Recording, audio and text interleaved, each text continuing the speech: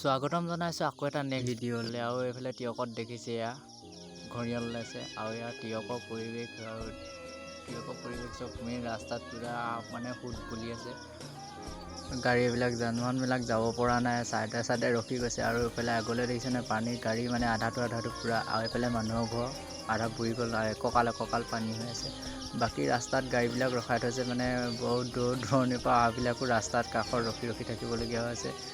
আৰু আন্ধাৰ হৈ আহিছে। এইফালে দোকানৰ পৰিৱেশ দেখিছে, এইফালে পানী সোঁত ৰাস্তা দেখিছে নাই, পূৰা পানী হৈছে। এইফালে জাজি কলেজো পূৰা মানে পানী পূৰা নধৰা হৈ আছে। পৰিৱেশটো চাওক না, গোটেই চাৰিওফালে পানী। বাকী মেইন ৰাস্তা হাইৱে ইয়াতো উঠিছে লাহে আৰু লাহে উঠি যাবও। মানে এটা ৰাস্তা বন্ধ হৈ থাকিলে মানে পানীৰ কাৰণে যাব নোৱাৰে ন, এইটো ৰাস্তা মানে পূৰা পানী।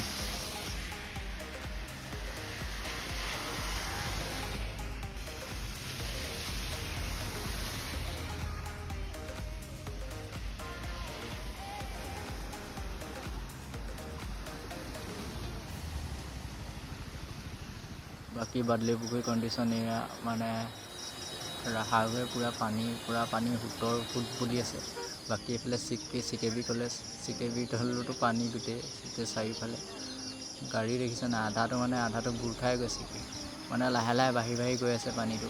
আৰু সোঁত বলিছে দেখিছেনে এনেকুৱা ভয়ানক মানে ৰূপ লৈছে নহয় পানীয়ে। পূৰা হাইৱে ওপৰেদি পানী গৈছে। আৰু এনেকুৱা হ'লে মানুহবিলাকৰ কি অৱস্থা হ'ব চাওকচোন।